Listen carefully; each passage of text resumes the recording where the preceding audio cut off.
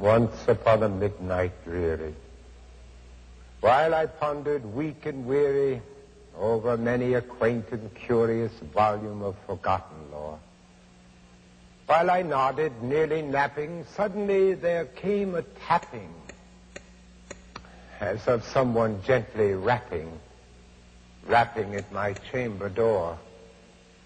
"'Tis some visitor," I muttered, tapping at my chamber door, "only this and nothing more." Distinctly I remember it was in the bleak December, and each separate dying ember wrought its ghost upon the floor.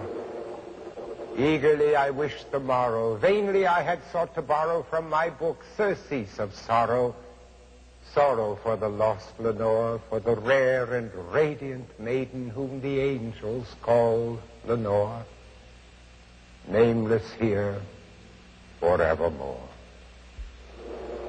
And the silken, sad, uncertain rustling of each purple curtain thrilled me, filled me with fantastic terrors never felt before, so that now, to still the beating of my heart, I stood repeating, "'Tis some visitor entreating entrance at my chamber door.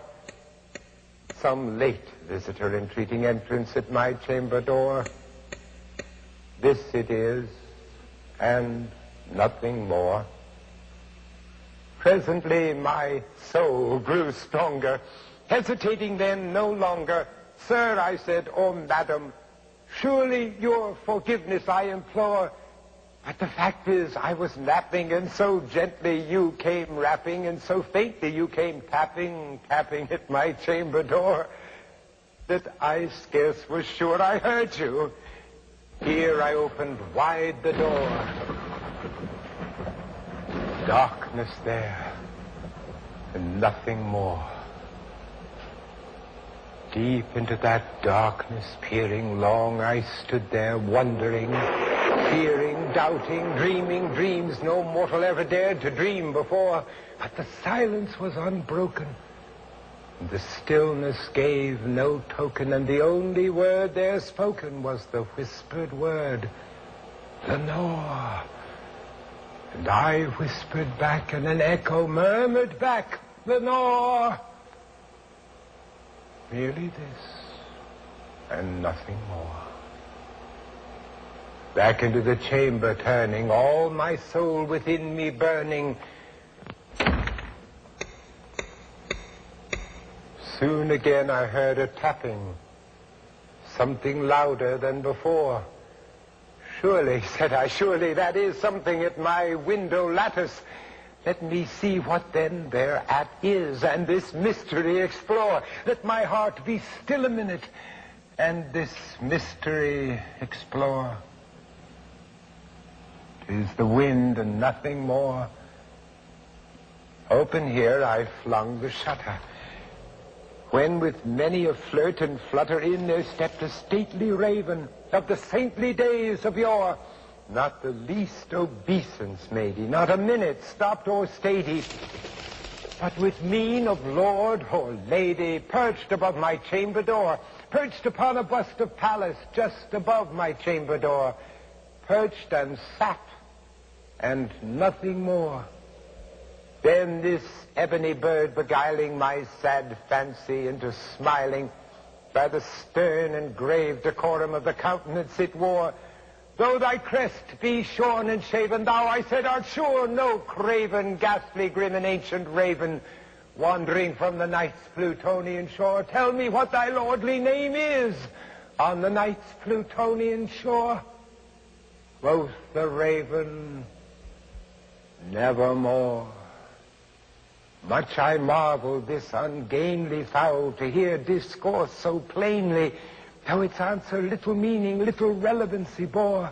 For we cannot help agreeing that no living human being ever yet was blessed with seeing bird above his chamber door, bird or beast upon the sculptured bust above his chamber door, with such a name as Nevermore. But the raven, sitting lonely on his placid bust, spoke only that one word, as if his soul in that one word he did outpour. Nothing farther than he uttered, not a feather than he fluttered, till I scarcely more than muttered, other friends have flown before. On the morrow he will leave me as my hopes have flown before. Quoth the raven, nevermore. Startled by the stillness broken by reply so aptly spoken, doubtless, said I, what it utters is its only stock and store, caught from some unhappy master, whom unmerciful disaster followed fast and followed faster, till his songs one burden bore, till the dirges of his hopes that melancholy burden bore of never, nevermore. But the raven, still beguiling all my sad soul into smiling, straight I wheeled a cushioned seat in front of bird and bust and door. Then upon the velvet sinking, I betook myself to linking fancy unto fancy, thinking what this ominous bird of yore, what this grim, ungainly, ghastly, gaunt, and ominous bird of yore meant in croaking, nevermore. Thus I sat engaged in guessing, but no syllable expressing to the fowl, whose fiery eyes now burned into my bosom's core. This and more I sat divining, with my head at ease reclining on the cushion's velvet lining that the lamplight gloated o'er, but whose velvet violet lining with the lamplight gloating o'er she shall press, nevermore. Then methought the air grew denser, perfumed from an unseen censer, swung by seraphim whose footfalls tinkled on the tufted floor. Wretch, I cried, thy God hath lent thee, by these angels he has sent thee respite, respite and nepenthe from the memories of Lenore. Quaff, oh quaff this kind nepenthe, and forget this lost Lenore. Quoth the raven, nevermore. Prophet, said I, thing of evil, prophet still, if bird or devil, whether tempter sent or whether tempest tossed thee here ashore, desolate yet all undaunted, on this desert land enchanted, on this home by horror haunted, tell me, I implore, is there balm in Gilead? Tell me, I implore. Quoth the raven, nevermore.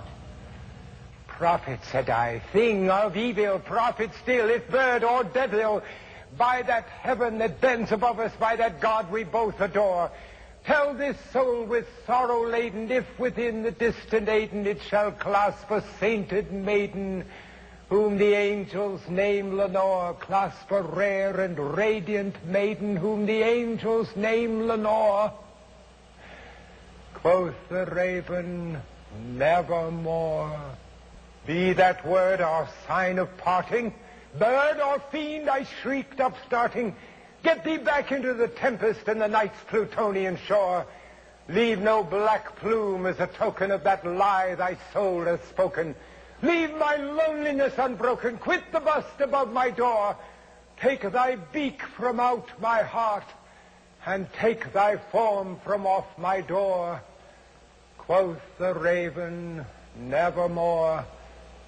And the raven, never flitting, still is sitting